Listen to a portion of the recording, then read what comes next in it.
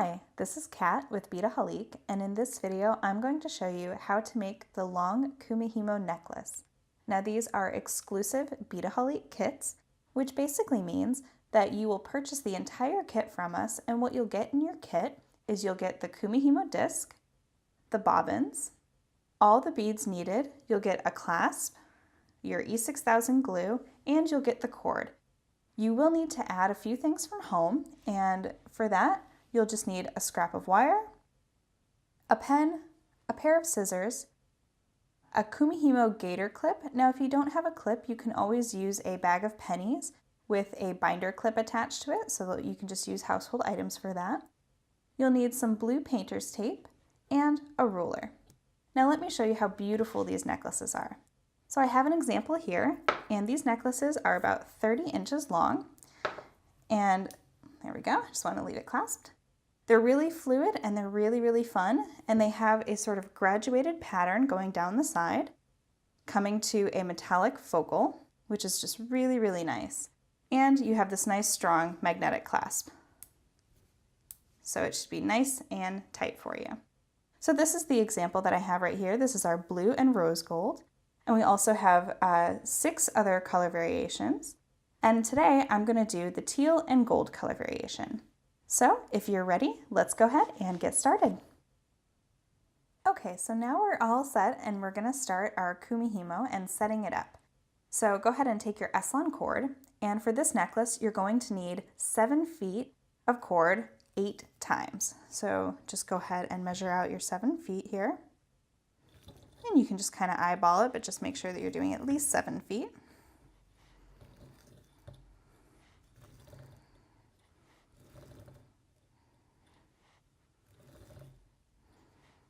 All right, so that's my first strand. I'm going to cut 8 more just like it, and then I'll be back to show you what you're going to do with those.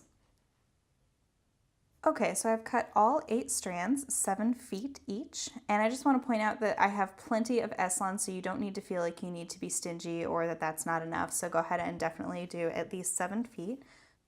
So now I have all 8 strands together, and a couple inches from the tail there, I'm just going to tie an overhand knot with all of them, and just pull that through. And just for some extra security, I am going to double knot that.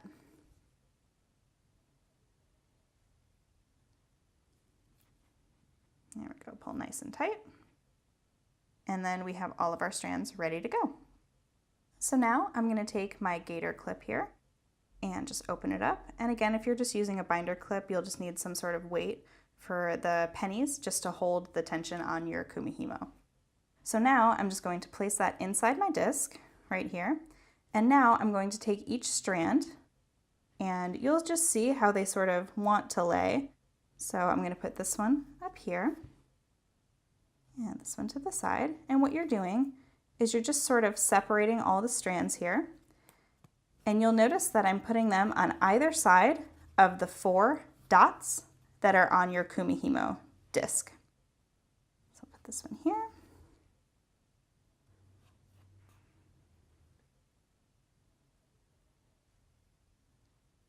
Okay, and you want to just make sure that's in the center. So you just sort of pull all your strands nice and tight. Okay, so this is the first part of setting up your kumihimo disc. And now you can see I have all these tails here. Let me get them all up on the table so you see how much cord we're working with. Okay, so now what I'm going to do is I'm going to go through and I'm going to add my beads to my cord. But I do want to point out that I'm going to show you how to do this in the right order in order to make your pattern sit properly. So for the first part, and let me just show you on my finished piece here. For the first part of this necklace, which is about 6 inches, it's going to just be all that main color. So for right now, it's going to be that teal color. So I'm just going to load 40 beads onto each strand. Now here's where you'd want to adjust your length if you think that 30 inches might be too long. You'll just adjust the number of beads on each strand accordingly. So let's say you wanted it to be a little shorter. You can do 35 beads on each strand, or if you wanted it to be even shorter, you could do 30 beads on each strand. But I want to let you know that this is the only place that you can actually adjust the length, because once you get to here, it is a pattern. You could take some out of the center here if that's your preference, but these two portions right here where you have that graduation, you can, you just wouldn't be following the pattern that I have laid out for you. So just be aware of that before you start. Okay, so now I'm just going to take my strand that is in between my 31 and 32. So just make sure I have that right strand. And now I'm going to string on 40 of my teal beads.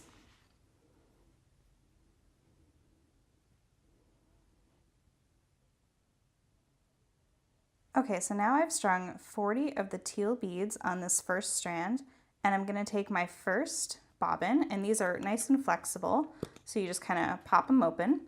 And I'm just going to place that tail in there and just wind it around. And you'll have a lot of cord on this first one, so you'll definitely be winding for a minute. Okay, so I'm going to get about to there, and I'm going to close my bobbin. And you'll see now that I'm going to let my beads sort of hit the bottom there, and I have a little bit of tail to work with. Now, because of what I said earlier with the pattern, you're going to take some of that blue tape, and what you're going to do is you're going to just use this to sort of hold it in place. So just kind of tape your bobbin, just like so. And I'm going to take my pen, and I'm going to mark a number 1. Okay, so that's my first one that is all done. And now I'm just going to repeat that all the way around, and the numbers are going to correspond, and I'll show you this when I'm finished, but just to get you started, this is going to be 1, 2, 3, 4, 5, 6, 7, and 8. So go ahead and load 40 beads on each of those and number them appropriately. And I'll be right back to show you how to start your kumi. Okay, so now you should have your disc all set up and ready to go. So it would look something like this. So I have all of my bobbins down here, and they're all labeled with their appropriate numbers. So now I'm going to show you how to do the basic 8 warp kumihimo braid. So we're going to start with our number 6 down here, and I'm going to release that from the disc, and I'm going to bring it up over right in between the 30 and the 31. And now I'm going to take this strand right here between the 32 and the 1 and bring it down on the other side, so it's coming down between the 15 and the 14. And now I'm just going to rotate my disc clockwise. And that's it. I'm just going to repeat. So you're always going to start with the bottom one here and bringing it up and over, and taking your top one and bringing it down and rotate. So once you sort of get the hang of this, this is really fun and really, really easy. So we're just going to do a good inch or so before we add the beads, because you're going to need a portion to put your clasp. So just keep on braiding and rotating. And you'll start to see here in a few more what it's going to start to look like.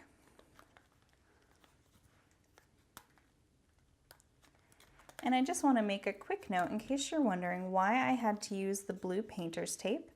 And the reason is because we're going to do this in sections, so you're going to be removing that tape several times. So you want it to stay sticky without making your bobbins sticky. So just go ahead and keep braiding.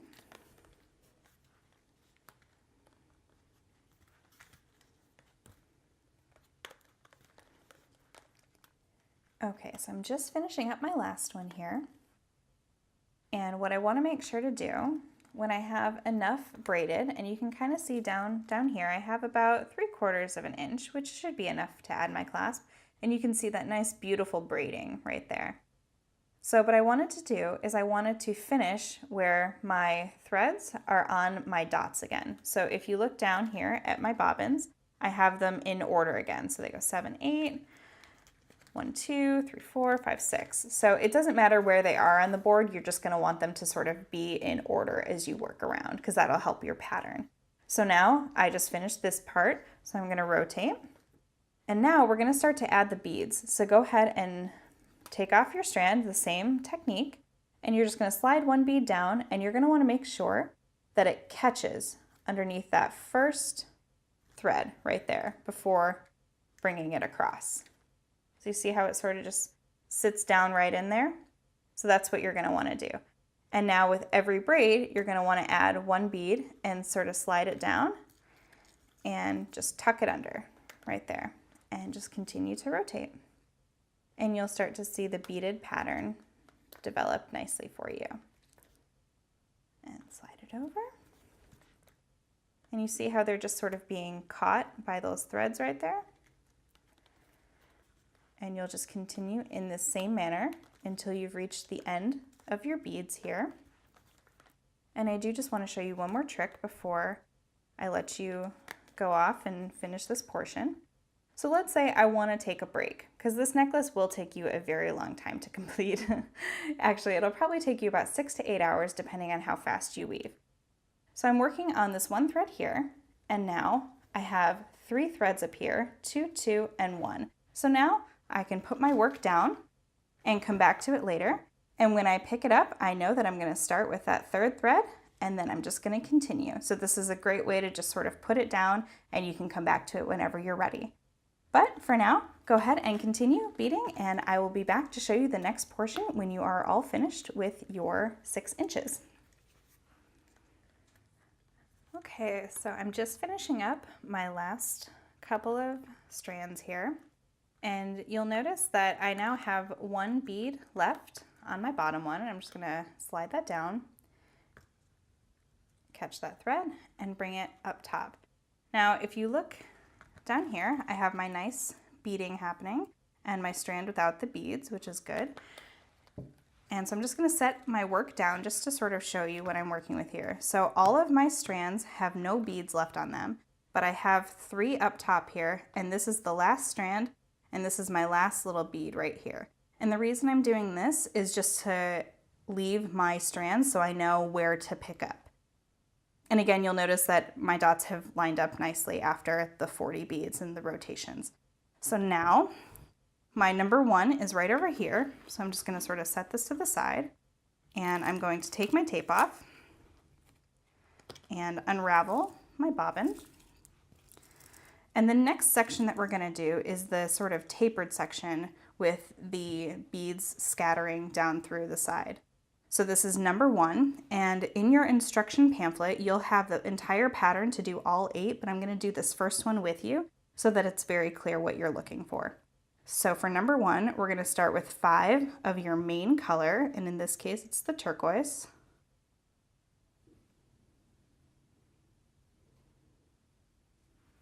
So there's 5 turquoise. Slide that down. 1 accent bead, in this case it's the gold. And now I have 10 of my main color.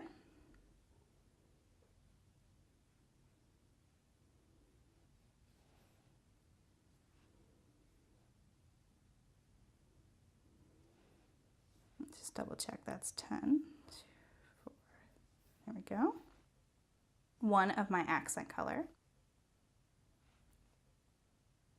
8 of the main.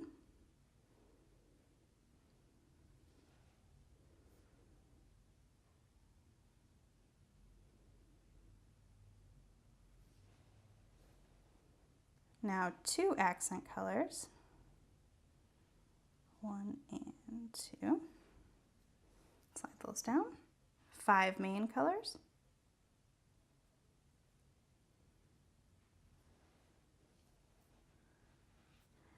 2 of the accent,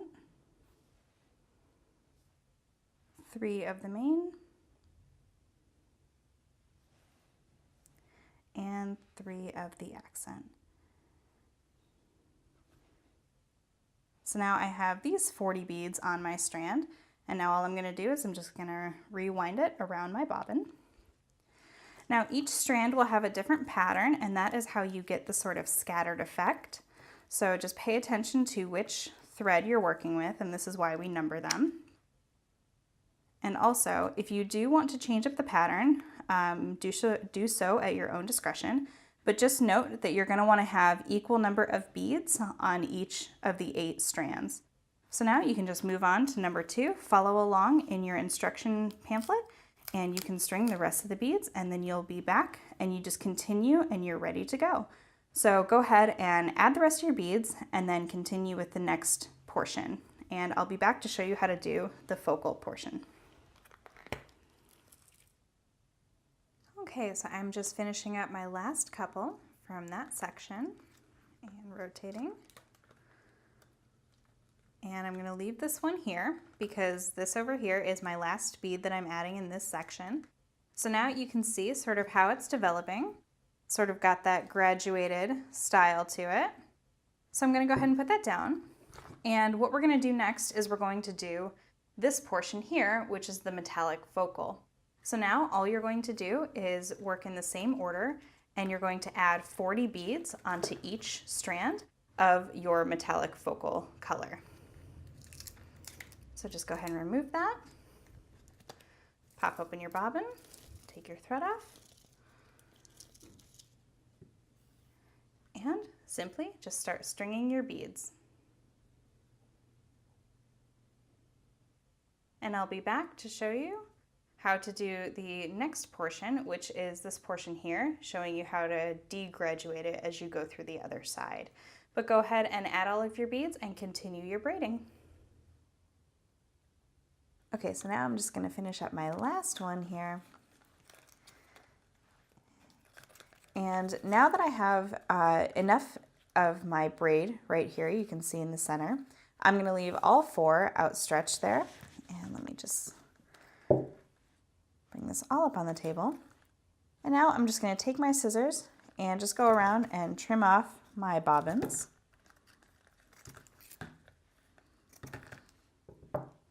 And now I'm just going to go through and just sort of pull that down and remove my disc. Take my strands, tie a nice knot there. And it doesn't have to be pretty, you're just going to cut this off anyway, just to secure these ends. Go. I'll just take all 4 strands, do a quick little knot at the end. There we go, just to secure those ends. So now I'm just going to set up to do my clasp. I'm going to remove all my bobbins here. And I'm going to take 2 of them actually and unwind them. And in order to not have any waste, I'm going to use these 2 tails to help secure and fatten up those ends to have that nice seamless magnetic clasp. Okay, so I'm going to do one on camera here. And this is a very important step. You're going to take your magnetic clasp and unclasp it, set one side aside. As it is drying, you want to make sure that they don't touch together. So, there we go. I'm just going to get a little bit of glue on my thing there. And now take your end, and you're just going to do a nice knot on one side. Tie that nice and tight. And now we're just going to wrap it around. And this is what I, sort of call fattening up that end, because we want it to be that nice seamless. So you're just going to wrap that right around there. And just keep it going.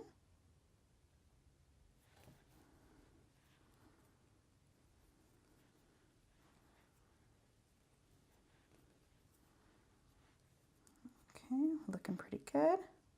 So just hold that end that I've been wrapping around and have that end from the inside there. I'm just going to tie a little knot.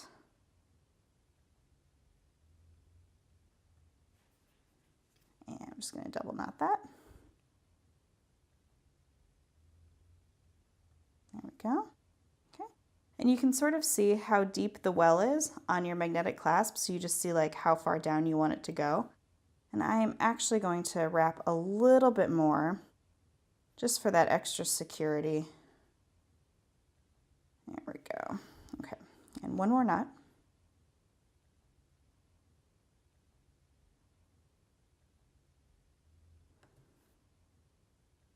There we go. So now I'm just going to take my scissors and I'm going to trim off my ends here. And I'm going to cut this braided portion here. So now my ends look like this. Okay, so now just take your scrap of wire or your toothpick and go ahead and get a nice size glob of glue. And what you're gonna do is you're just gonna put it into your well and just sort of swirl it around, make sure it sort of gets all over those edges there. And I'm gonna put a little bit more glue. Try to get it all the way towards the bottom. This is where you really want to secure.